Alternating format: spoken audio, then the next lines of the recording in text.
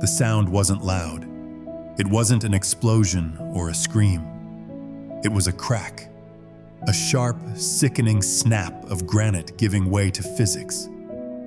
Master architect Kalin froze, his hand hovering over the final polished railing. He didn't need to look down to know what had happened. The structural integrity of the great temple wasn't just failing, it was screaming in agony. Beneath his feet, the floor vibrated, a low, resonant hum of tension that shouldn't be there. Kalin looked up, sweat stinging his eyes, to see a spiderweb fracture racing across the frescoed ceiling. He checked his pocket watch. 2 minutes. The royal procession would be here in 2 minutes. And the greatest building in history was about to bury the most powerful people in the world. He had to run. That was the only logical move. If he ran now, he could reach the port before the dust settled. But his legs wouldn't move. They were rooted to the spot by a terror far deeper than the fear of death. He wasn't afraid of the collapsing stone. He was afraid of the eyes that were about to see it. The heavy oak doors at the end of the nave groaned open. Trumpets blared, but they sounded like funeral dirges to Kalin's ears. Why hadn't he seen this coming? How could a man with 20 years of mastery build a tomb and call it a temple? The answer was heavy in his pocket, crumpled and hidden, but it was too late for regrets. The king walked in. To understand why Kalin was sweating blood, you have to look at the monstrosity looming above him. It was a Frankenstein of masonry. 6 months ago, the king had asked for a spire, a needle of white stone piercing the clouds to show the kingdom's reach. Kalin had drawn it perfectly. But then the queen had visited his tent at midnight. She didn't care about height. She wanted air.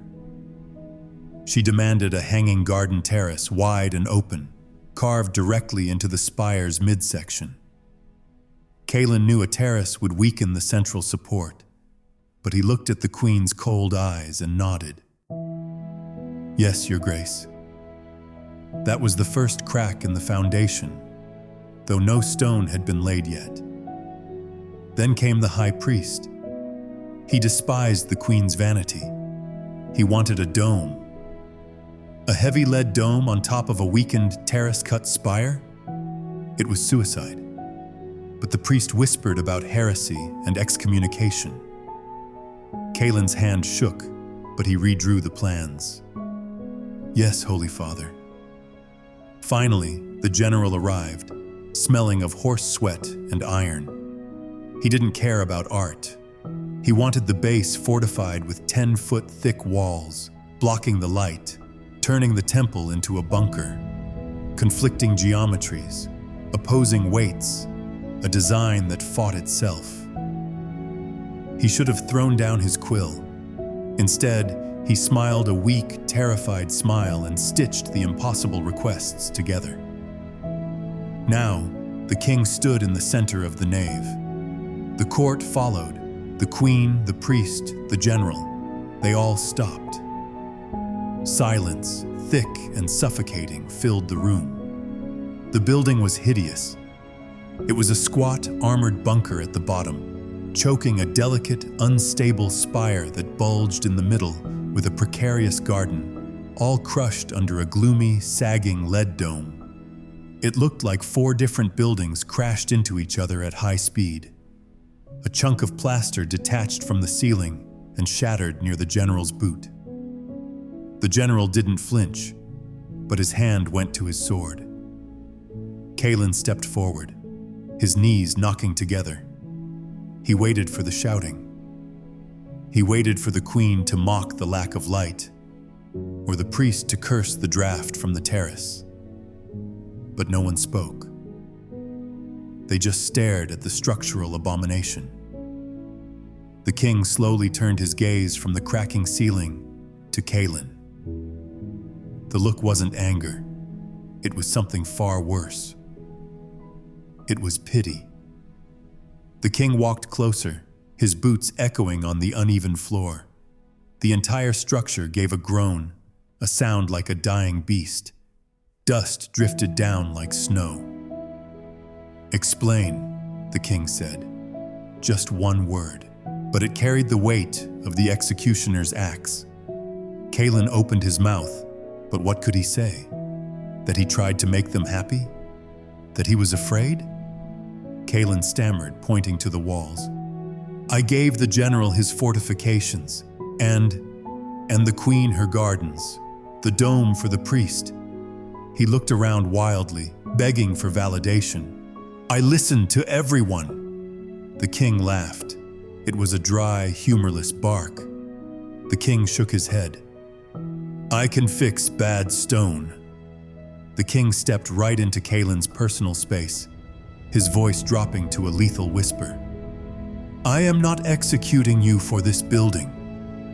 Kalen blinked, the breath knocked out of him. The king gestured to the cracking pillars. "I hired a master architect, a visionary." The king pointed a finger at Kalen's chest. "You think leadership is saying yes? You built a paradox because you were too cowardly to offend a single one of us." The king turned his back. "General, bring the headsman. This man is not an architect." The heavy footsteps of the executioner thudded against the floor. Kalen saw the shadow of the axe. The tension that had held him frozen suddenly snapped. It wasn't fear anymore. It was clarity. Brutal, violent clarity. He saw the lie he had built. He saw the cracks widening, ready to kill them all anyway. If he was going to die, he wouldn't die a yes man. Kalen screamed. He lunged past the guards, not toward the door, but toward a pile of construction tools. He grabbed a massive iron sledgehammer. The court gasped. The guards drew their swords, thinking he was attacking the king. Kalen didn't look at them. He swung the hammer with every ounce of his self-hatred into the nearest supporting pillar. Boom! Stone exploded. The building lurched. Kalen shouted, swinging again. Crack!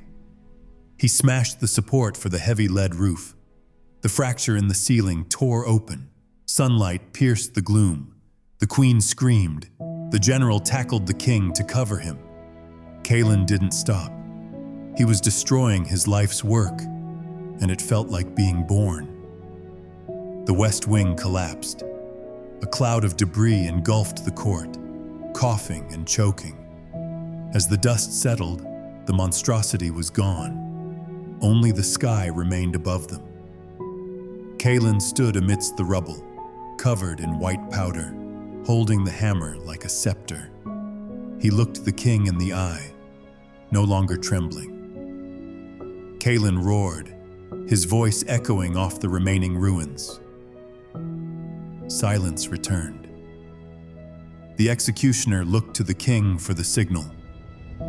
The king stood up, brushing dust from his velvet cloak. He looked at the wreckage. Then he looked at the man who had finally found the courage to destroy it.